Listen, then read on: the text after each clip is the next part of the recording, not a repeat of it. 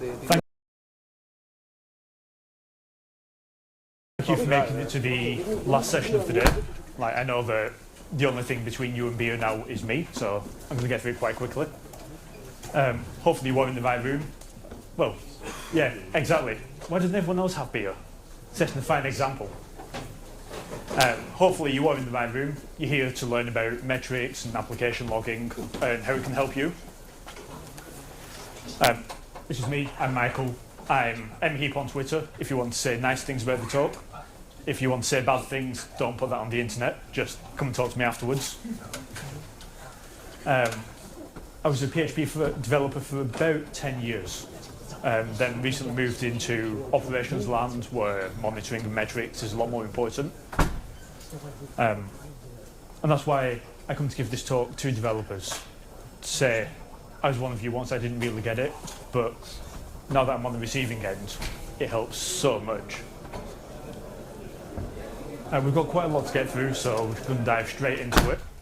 But I wanted to give you a quick rundown of what we're going to cover. Today we're going to cover a few different things. We're going to start by thinking about why we need to log, what logs we currently use, and things to consider when putting the log together ourselves. How to get started, what to log, where to log to, how to add it to your application. We'll cover the ELK stack, which is the Elasticsearch, Logstash and Kibana.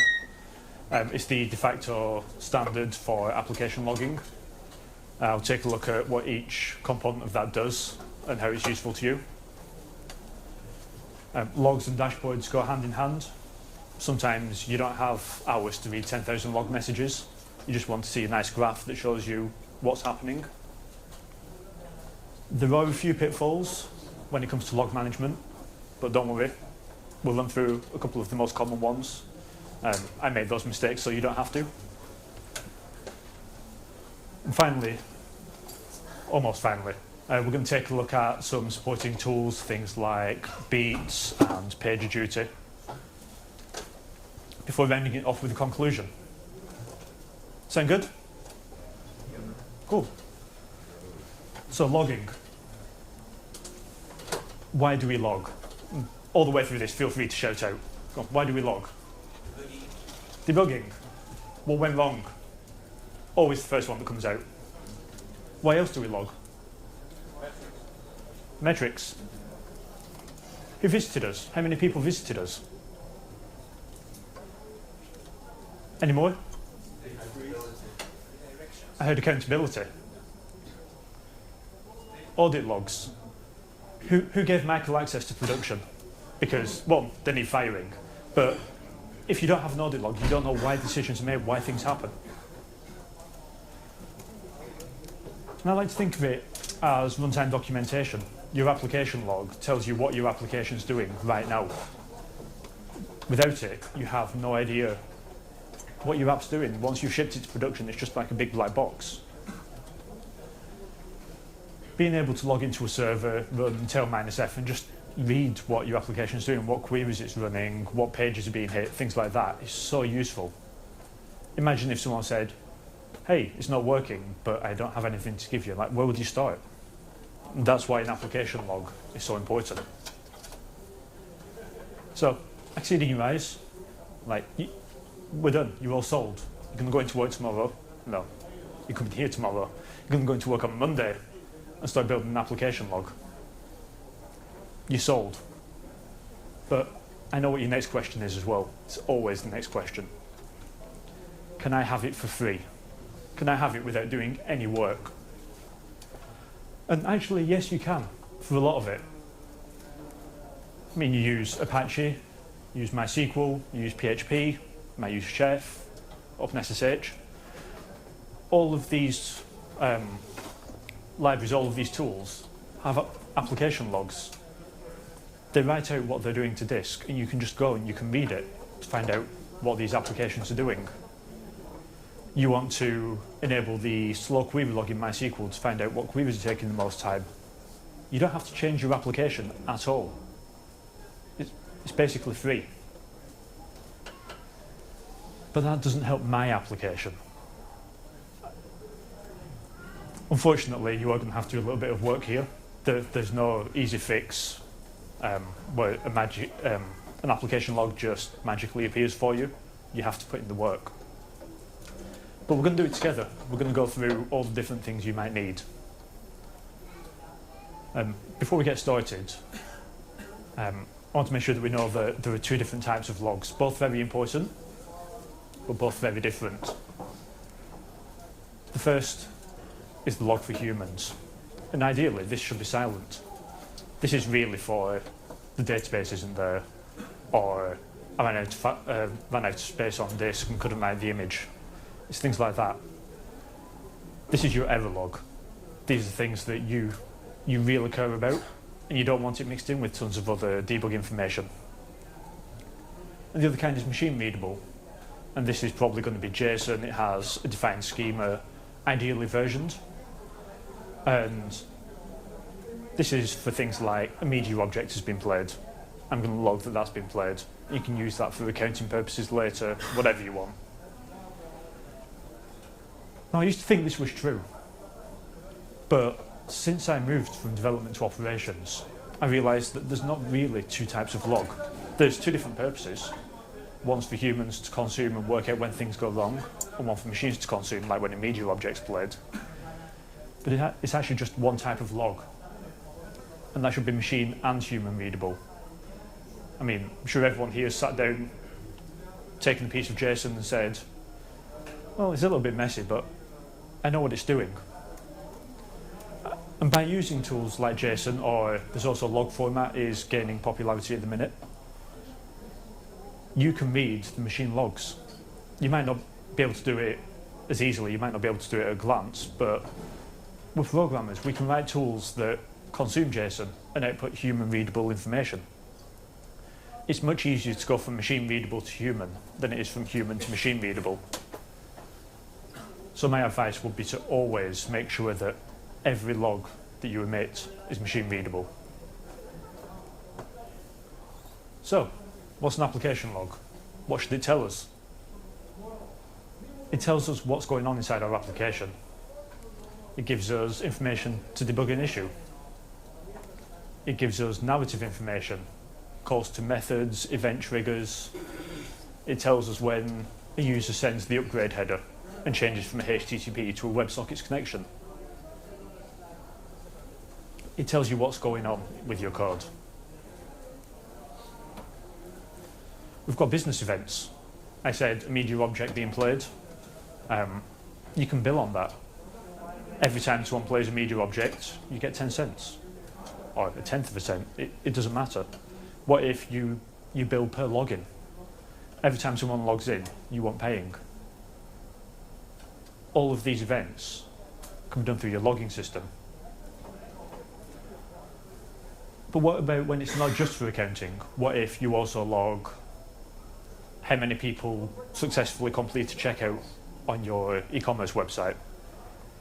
And it averages around 50 to 60 a second. That's not bad. And then you deploy, and suddenly it drops to 0, or it drops to 5 per second, or 3 per second. Wouldn't you want that information, that historical data, to say we average about 50 to 60, and be able to see that immediate drop? Like, that will show up on the graph instantly. No need for a customer to report, hey, only one of my cards worked when I tried 3, and you have to try and work out what's going on. Seeing on the graph instantly that something has changed is invaluable. I like to think of an application log as a story that signposts every twist and turn through your code base, through your application. When I started at my last job, it was a fairly complex system, and I had no idea where to start. Fortunately, it had a great application log. So all I did was I booted up the service, I made a couple of requests, and I read the log. I noticed, oh, when I go to this endpoint, this happens. When I go to this endpoint, this happens.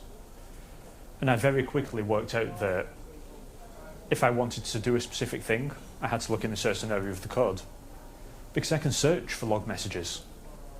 They help me really zero in for what code is zero in on what code is actually running.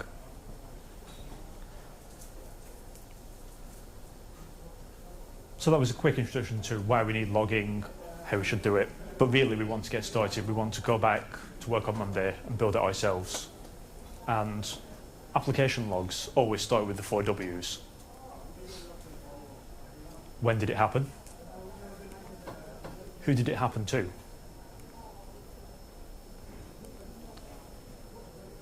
Where am I sending this information to?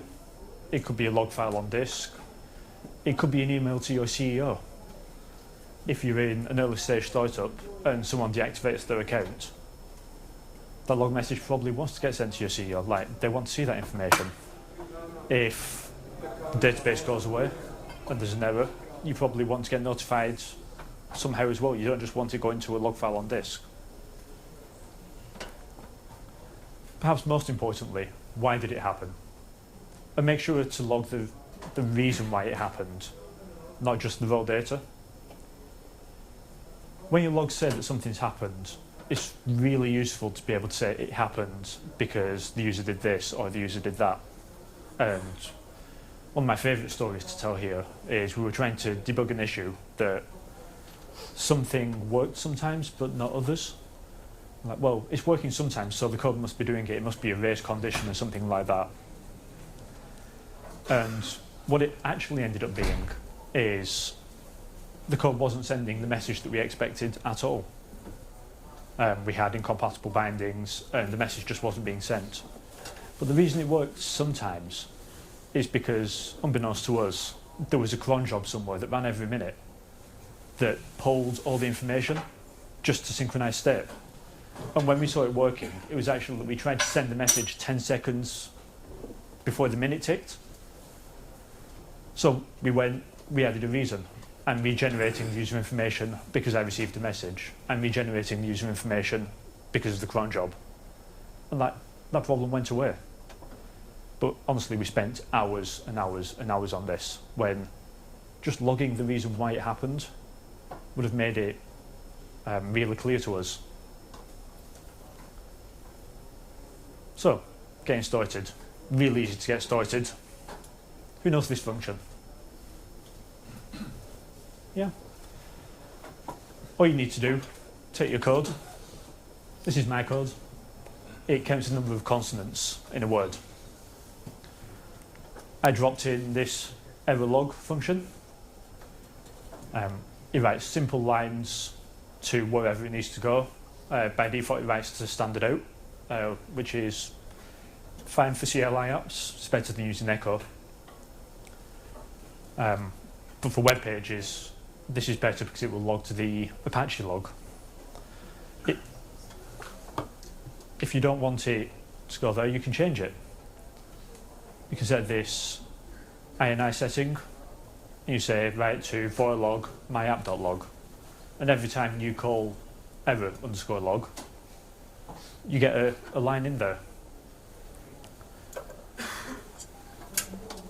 There's not many pros for this approach. It's built in. But there's plenty of cons. Is it really semantically correct? Our message was more informational than it was an error.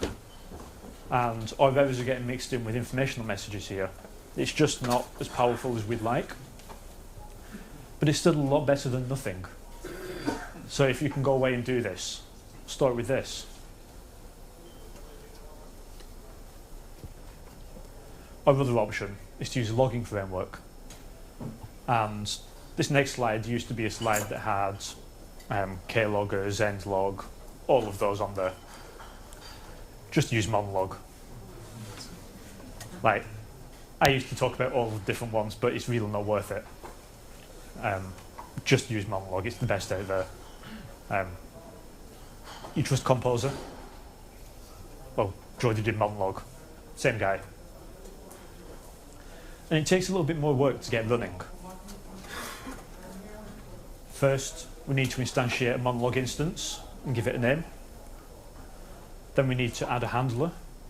And a handler is what tells Monolog where to send the messages.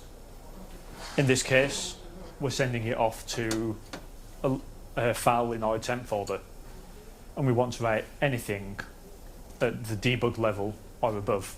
And we'll cover the logging levels in a little while. We make a call to log.info, which adds a log line at the info level. Info is higher than debug. So it gets logged, and it looks like that. It's got a timestamp, it's got your app identifier, it's got the level and your message. And those brackets at the end are for additional metadata, which we didn't actually use. Job done. Like, we're now using monologue. Once you've done the bootstrapping, that single call is all it takes. But I'd hate to talk about monologue and miss out one of my favourite parts of it, which is the fingers crossed handler. What this does is it wraps another handler, and it's in control of when the messages get flushed to the first one. So it's a little bit hard to explain, but we'll go through an example. Here, we create a stream handler that says, I want debug and above. So I want everything, and I want to write it to a file. And then you've got this fingers crossed handler that says, actually, I'm going to take control of that stream handler that you've got. But I only want to log things at error or above. I don't want any debug or notice or anything like that. We buffer everything up, including debug messages, but we only log them if an error level is triggered. Like I said, it gets confusing, so let's just work through an example. In this situation, we say we want error and above, and we have an info. And our log file looks something like this, because it wasn't high enough to trigger. But what if we trigger an error? Something bad happened immediately after the info.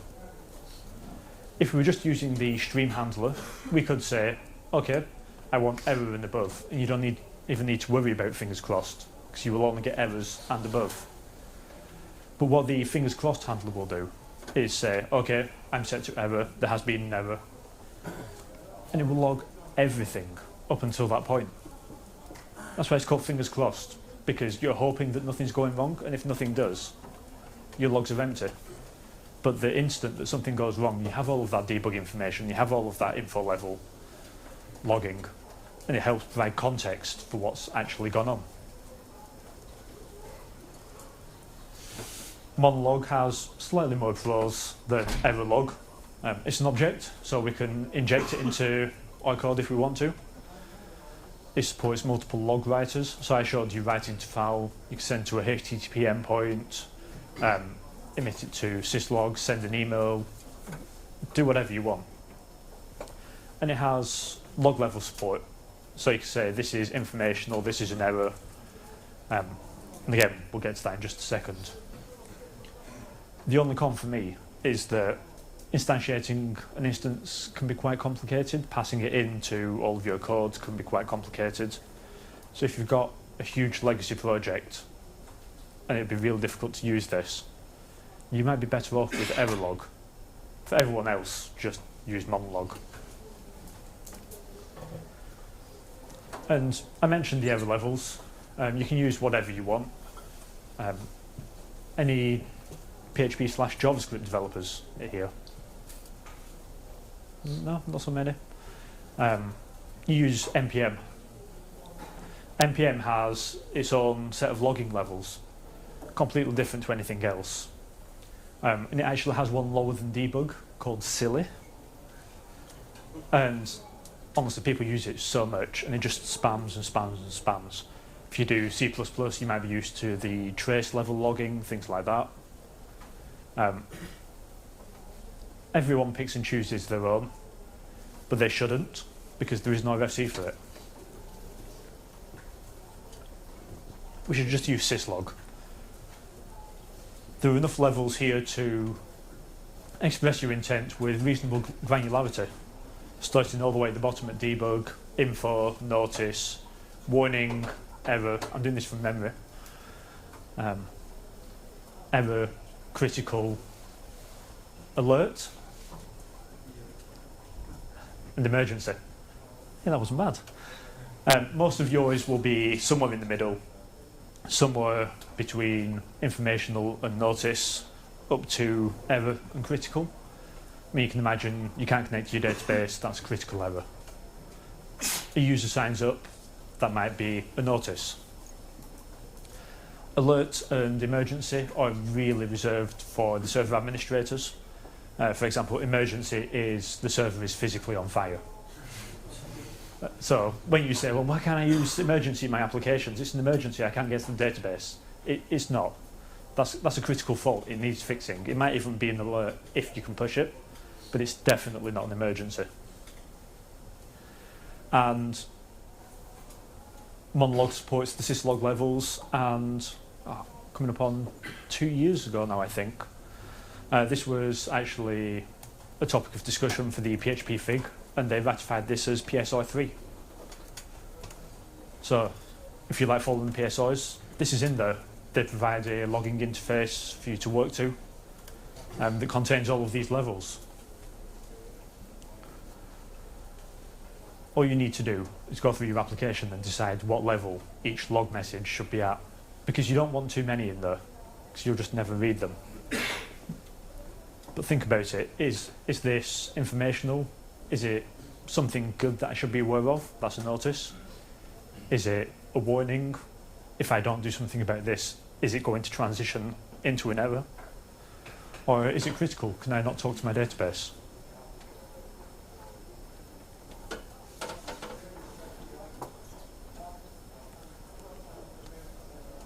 So we've been through our code base, we've added a ton of logging, we need somewhere to send it. So writing to a file on disk is good, but no one ever reads it.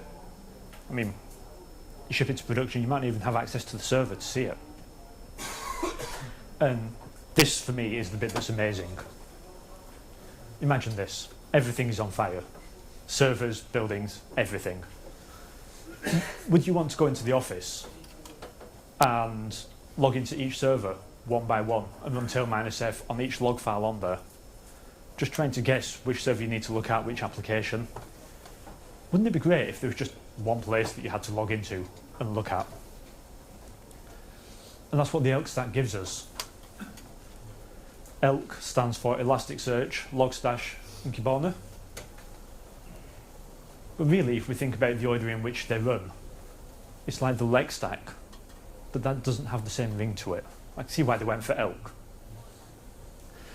It starts with Logstash, and Logstash sits at the beginning, and we can think of it as a data bus. It has a range of inputs, some middleware, and some outputs. When I say it has some inputs, it has a lot of inputs. It can be a path to a file, it can listen on a specific port, it can pull data from S3 if you want. There are about 50 inputs, some more popular than others, but they're all available for you to use. Personally, I tend to use file the most. I also tend to use standard in, because who doesn't like piping data into a process? And also S3, actually, because we archive a lot of our log data, because we don't want to see it all the time. But sometimes it is useful to re-import that and try and work out why something happened with a little bit more information. So this is just the inputs. This is how you get your log data into Logstash. And once it's in there, you're really into the core of Logstash, which is its filter system. If you don't need this, you can use a more lightweight option, because Logstash is pretty heavy. It's written in Java, needs a lot of RAM to keep going. And there are lighter options such as beats, but they don't have any of this filter logic, or at least not to the same extent. And the filter looks something like this. And this is the easiest one. This is the JSON filter. It expects to receive a valid JSON document. It extracts each key from it, and you can add or remove fields as you want. You log sensitive information, but actually that shouldn't end up somewhere searchable by everyone. use Logstash to remove that field before it even gets to Elasticsearch. And this is great if your application is already outputting JSON formatted messages. Monolog can do this. It's got a JSON formatter.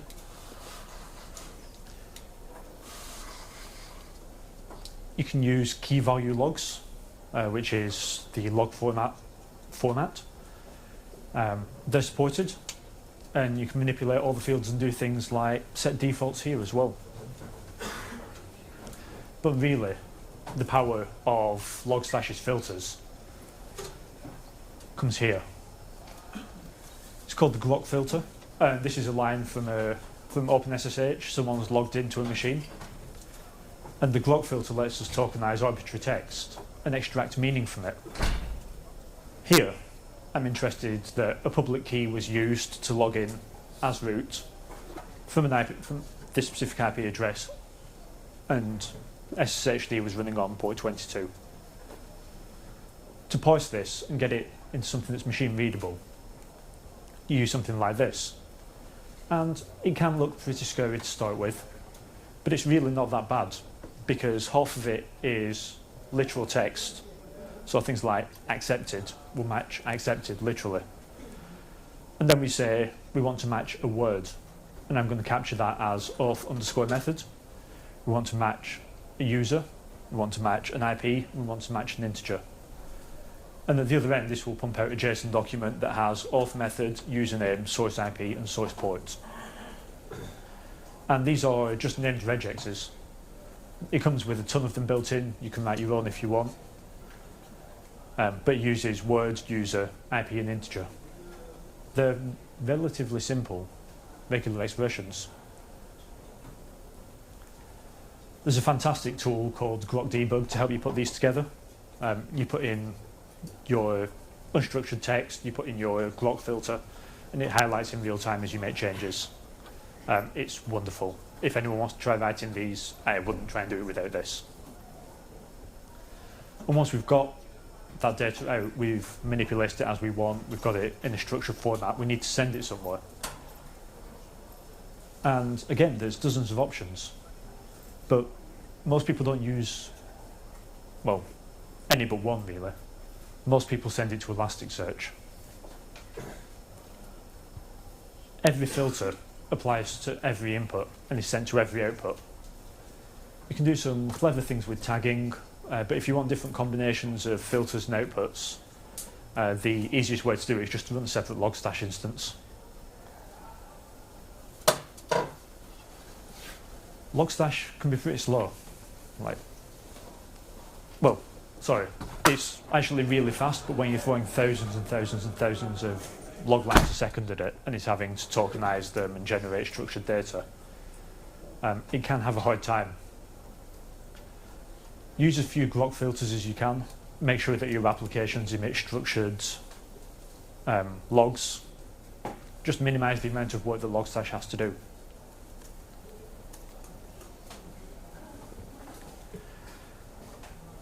Like I said, you can send it anywhere. There's dozens of options, but everyone uses Elasticsearch. And Elasticsearch is a document-based search engine. It's got great full-text search capabilities, so ideal for log messages. It's great at aggregations as well. You want to do things like build histograms. There's not actually much more to say about it other than you have to install it and run it. There's a few performance tweaks you can make if you hit issues, but most people don't hit those issues, at least not initially. We'll cover those at the end when we discuss the common pitfalls. There's not much more to say about Elasticsearch. It stores documents for you to search later. And finally, Kibana. Kibana is your search interface. It's a quick way to query Elasticsearch, to build dashboards, visualizations. It's actually kind of hard to explain, so I figure the easiest way to explain it is just to show you Kibana. And this is where everything crashes and burns horribly.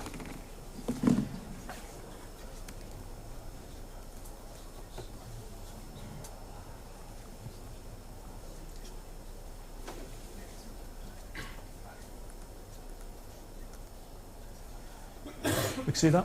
This is Kibana. And all of this is fake data that I imported. And you can click into it and you can see that the JSON's been tokenized. I made a request to billing. Probably can't see that actually. Let's make that bigger. Not that big. I made a request to billing. It came from that IP address. It was a 200. This was the original message. And you can do all kinds of things in here. So that's HTTP logs. I also have a lot of logs for business events. So I also imported a set of bank accounts into here. So I want to see the bank accounts for all mails. And it returned it, and I see their balance, their address. But I want to do more. I want to say, show all mails, and their balance is greater than 20,000, and their balance is less than 35,000. And these are questions you can ask after the fact. You don't have to think about these in advance and specifically log this information. Just throw all your data into Elasticsearch, and Kibana will let you search and see it. So here we are. We can see that Mr. Phelps earns, where's it gone? 21,153, which is between our search criteria of 20,000 and 35. Now imagine this for SSH logins. You want to see when people logged in as root, when Michael logged in, when Wim logged in, when people logged in using password. All of that is now at your fingertips. You can search and find that. But like I said, sometimes you don't want to read 10,000 log messages, you just want to see a graph. And Kibana has excellent visualization tools as well. So going back to our HTTP requests, I'm going to build a pie chart. And I'm going to say I want to search by endpoint. And there it is. We can see at a glance how many went to user times. But actually, that's not enough for me. I want to add another dimension to it. So I want to do it by, let's say, HTTP code.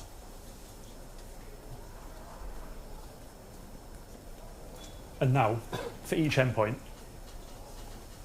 we can see how many 200s, how many 500s, how many 400s. That's useful. I like seeing by HTTP code, but actually I don't like the format it's shown in. So instead I want one pie chart per endpoint. So I want to split the charts. You can ignore the error message. And this is by endpoint. And I will just drag that to the top.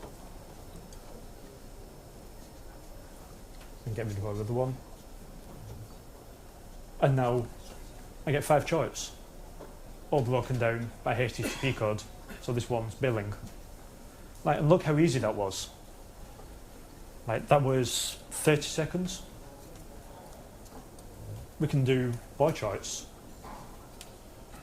We can say that our y-axis is the average balance of an account, and our x-axis is the state that the person lives in. By default there are 5. I'm going to up that to 51 so we get all of them. And there we are. We can see that Colorado, is that? Has the highest average balance. These insights that I'm pulling out just from the data that we're emitting from our application logs. And it's not just for application logs. If I change index to Shakespeare, I actually ingested the entire contents of Henry IV. Every line spoken. And I can search for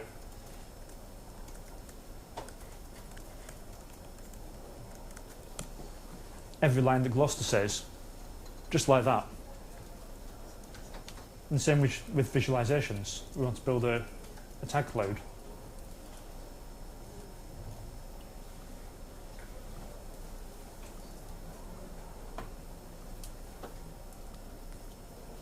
Wants to do it by speaker. Let's find out who has the most lines in King Henry IV.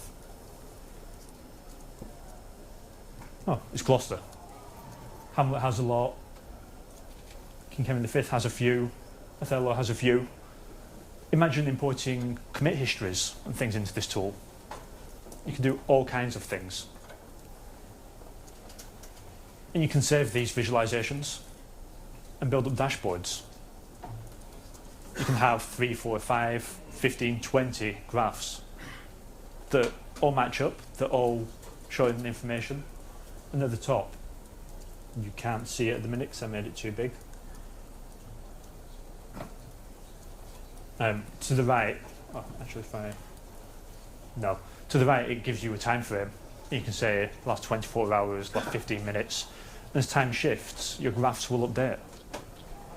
So you can just leave them on the screen and monitor. If you expect something to be 0 all the time and it suddenly changes to 1, something's happened that you want to know about.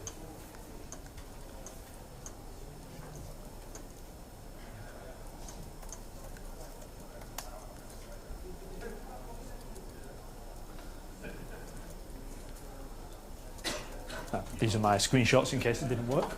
Ever the optimist. How long have we got? About 15 minutes. Yes? The Kibana maps, can they be used externally? Like, is there an API or something?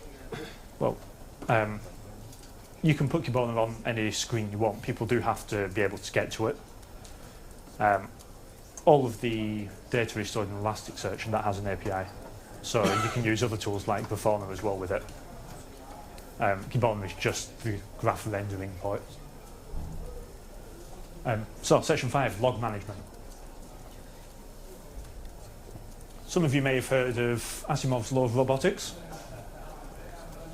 A robot may not injure a human being may not injure a human being or, through inaction, allow a human being to come to harm.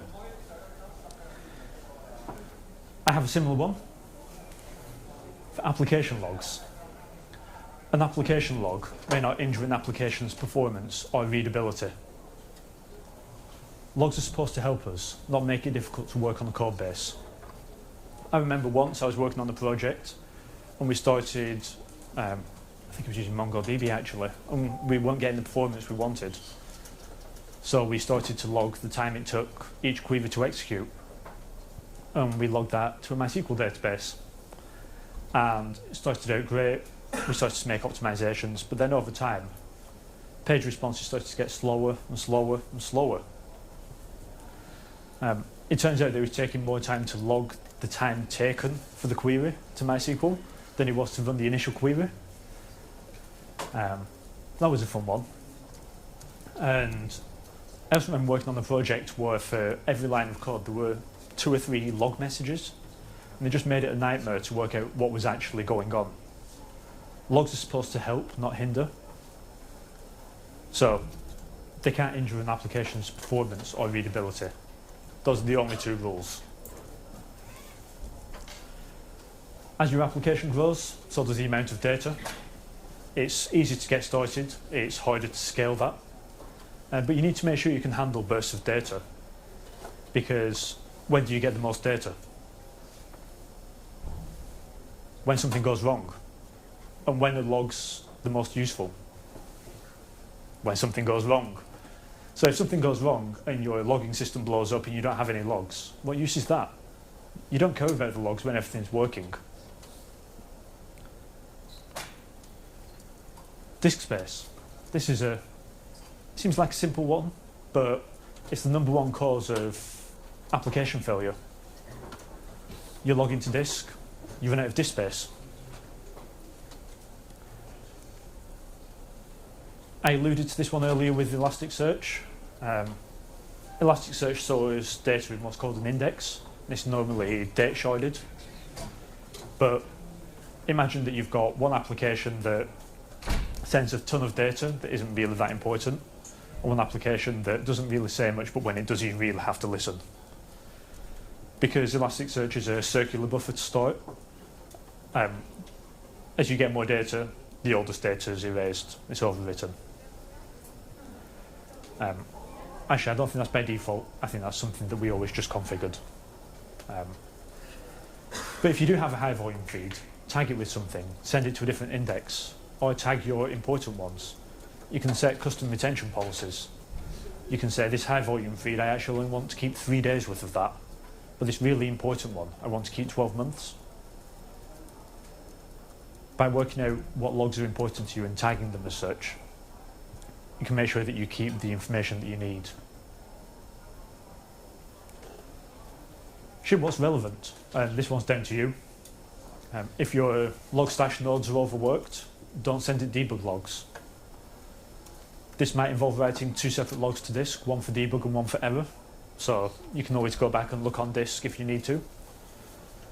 But if disk space is at a premium, ship them, then let Logstash strip them out. It's a trade-off that only you can decide on. Every feature that goes to production must have a set of grok patterns, if necessary. Ideally, we're just emitting JSON anyway. It's got to have a dashboard that we can look at, work out whether it's behaving as intended. It's got to have a set of alerts. When devs are involved in thinking about how something will be monitored at development time, the instrumentation ends up being way better. If before you start writing any code you think, how do I know if this is working? What's going to happen when it's not? How will I know that? You can instrument your code for that. Make sure each request has a unique ID so that you can trace that request through your entire system. You might generate this yourself at your entry point at your API. If you make calls to internal APIs, pass it along. You want to correlate all of those log events to a single request. If you don't want to generate it yourself, use something like Voynish's ID header.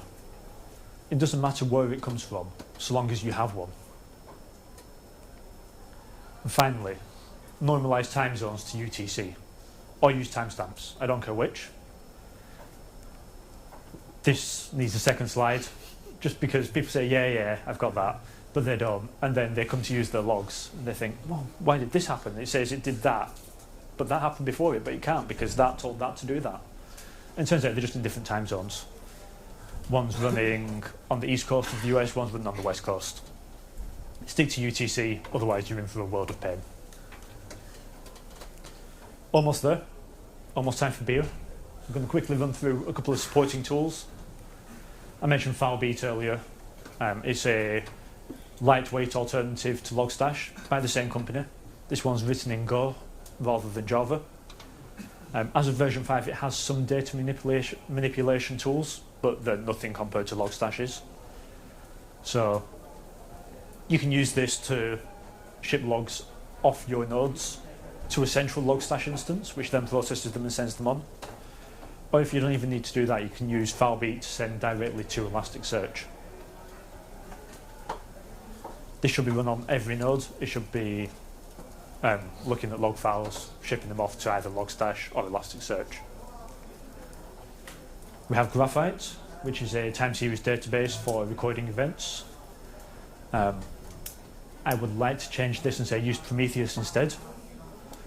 But Graphite's fine to get started with. And this is for things that don't need much context. Like we saw the log messages, they had a ton of metadata. This is for when you just need to know it happened.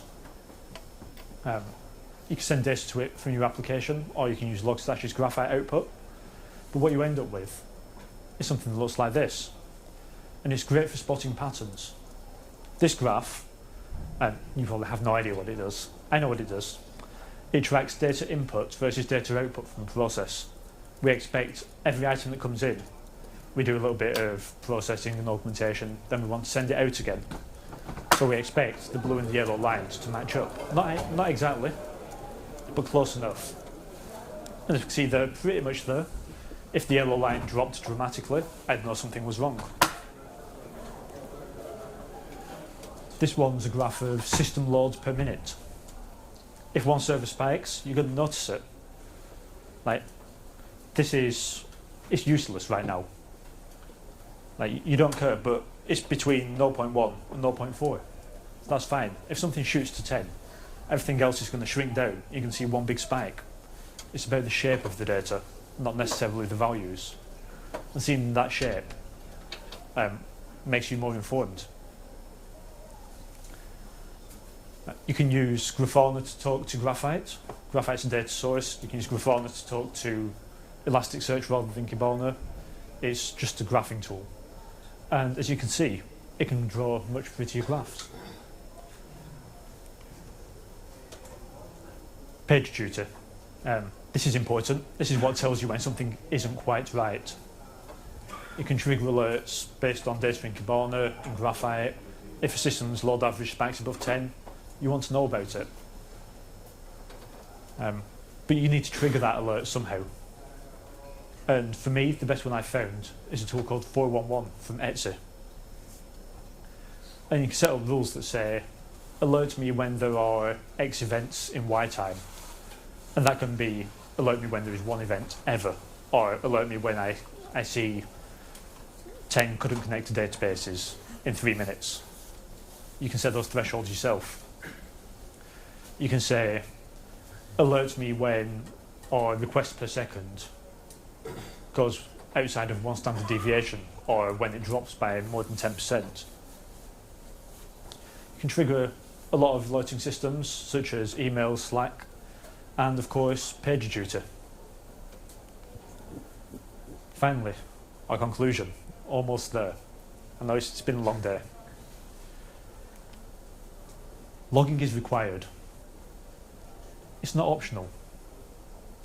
We need to know what's happening inside our applications. Like, we have to. It's not a question of should we, it's a question of how we. And the key to this is that developers are empowered. You should be the ones doing this work. It shouldn't be your operations team. They're the ones that, developers are the ones that know how an application should work. They're the ones that need to expose the relevant information.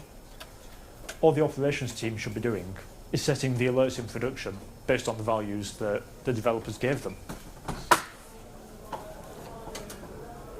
And we do need to be aware that logging does have a performance impact. It's code that's got to run after all. For example, we compile debug statements out of some of our core C++ systems because even just doing the check to say, should I log? No. Slowed it down too much. And we actually had to compile that code out. But if you stick to info and above, that generally gives you enough information to work out what's going on when you need it, without having too much of an impact on your production systems. In the end, it's down to you to decide how much logging you need. Everyone's got a different situation, different set of circumstances. You've got to do what's right for you. But think about it. Like, I flew here. I live just outside of London in the UK. I'm sure that some of you flew here to get here too. And imagine if you, as you were getting on the plane, stewardess said to you, right, we've got a choice for you. We're going to get you there, but we're going to either fly slowly or we can fly blind. Like, we'll get there much faster if we blindfold the pilot. But which would you choose? Yeah, sure you would. And the same is true for logging.